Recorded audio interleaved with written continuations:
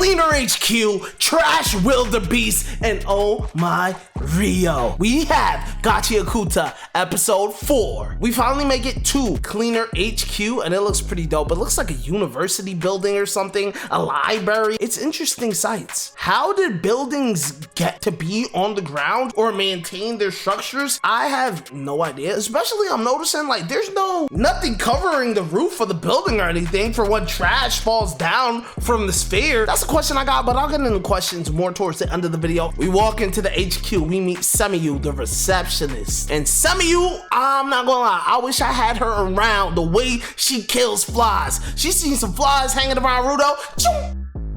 Sliced them in half. Crazy when I try to slap a fly.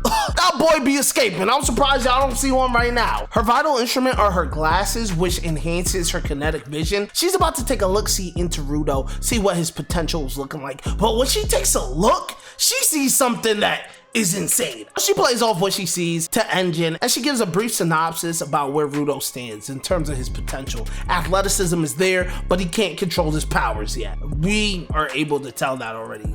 Do we have vital instruments with our eyes viewing the show? We get some cleaner lore as we're walking through the building. There's about 100 of them. They're normally not all gathered at the same spot, but there's a lot of them in the building right now. We open a door and we do see some cleaners. I want to especially shout out the baby looking girl with the pacifier in their mouth, the girl with the big ass hat, the girl with a fire hoodie that was looking dope, and then we got a dude with a scar on his face, menacing looking type dude. I'm questioning about them. But Engine closes the door. We're not going in to introduce ourselves, not this episode. We're going to see the big boss, head honcho of the cleaners, or at least we think, until we open that door, and he ain't in there either. Guess we're not seeing the big boss this episode. So what are we gonna do? What are we doing this episode? Luckily, Rio pulls up and she invites Rudo to tag along to one of her missions, one of her jobs for the day. We get some lore dump about the world. We learn about polluted zones, which are where trash beasts roam, and you're supposed to not be able to breathe or else you'll die if you breathe in the toxic air for like 15 minutes.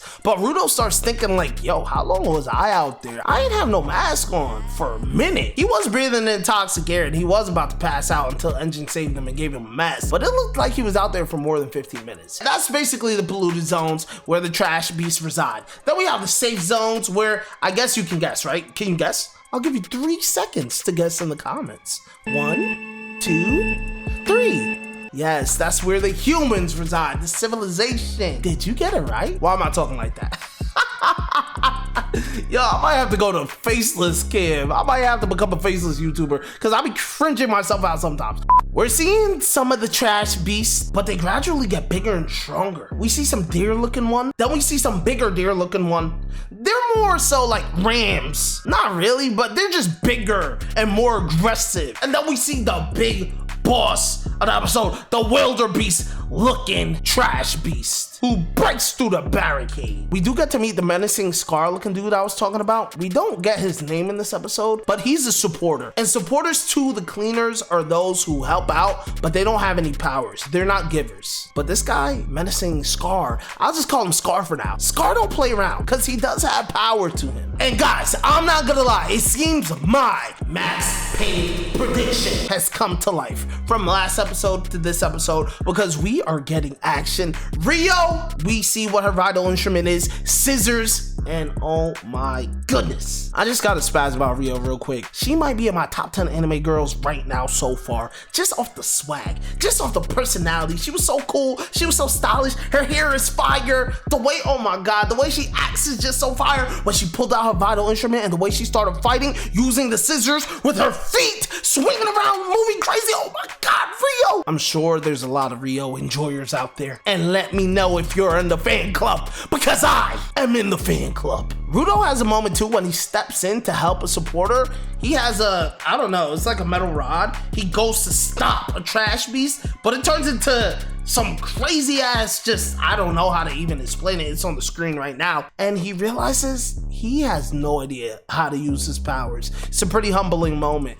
It was kind of like a pump fake because I really thought he was about to do something crazy. He just ended up losing his momentum and having to be saved by Queen Rio. But she gave him his props though. I give him his props for going in, pretty much saying like, I don't want to be a burden. I know I have a goal. I'm gonna help these people help me. It ain't work out today, but I'm sure it will in the future. So now we're dealing with the big boss trash beast, wildebeest animal thing, and it's not going down in a couple of cuts, which is not the normal. Scar and Rio have a little quick conversation like, yo, what's going on? Scar's like, yo, I'm gonna have to report this. This doesn't normally happen. And Rio just goes in for a closer fight. She starts cutting down, chopping his tentacle, antenna, machinery thing. I have no idea. And eventually she finds his weak spot, but not before he starts rampaging, going crazy. Or is it a she? Sorry, trash beast. I don't know what you are, you know? I'm sorry, I don't mean to genderize you, whatever the word is, but the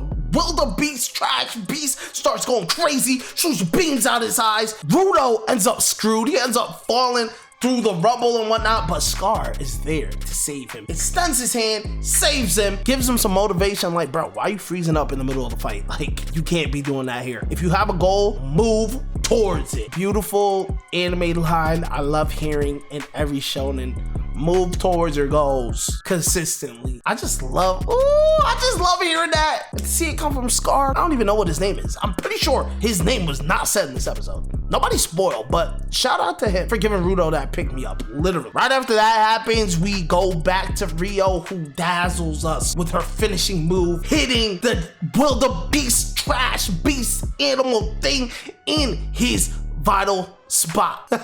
It's not literally called that, but it's his weak spot. After the fight, Rio's talking to Scar like, yo, I think this thing was powering it, and it's literally a vital instrument, which isn't a normal thing. Final scene of the episode, bro, we saw from episode 2 that was part of that gang that tried to torture Rudo, put that food, shoved it in his mouth, but ended up getting beat up by him. The head honcho dude, he wakes up, he's not really a head honcho, he a grunt, but he was a head honcho of that little crew, or whatever the case may be.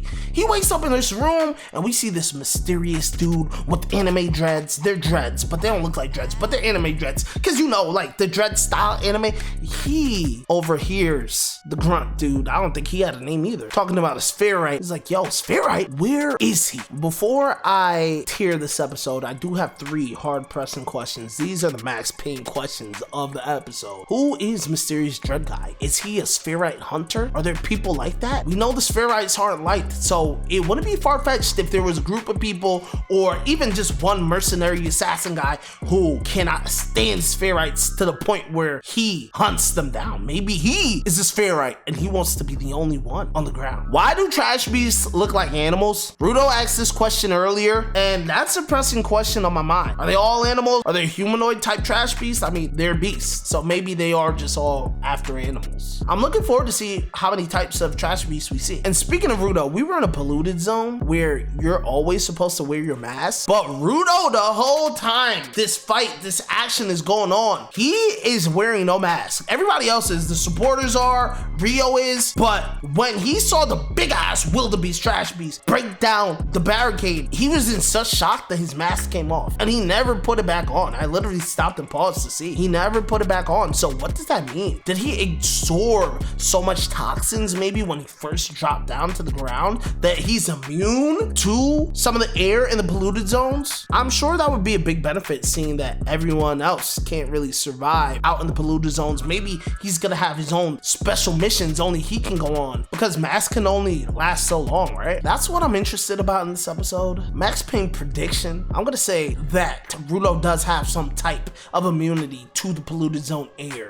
Or maybe we'll jump in the next episode and he's passed out, getting helped out by that doctor lady again. Tiering this episode, I'm gonna put it in A tier. Guys, let me know what you thought about this episode. I would love to hear from you guys. Where do you tier it? Talk to me in the comments. I'm gonna read all comments from last episode in next episode's video, if there are any. If not, enjoy the day, enjoy the night. Pain putters, let's keep putting in pain. See you next episode.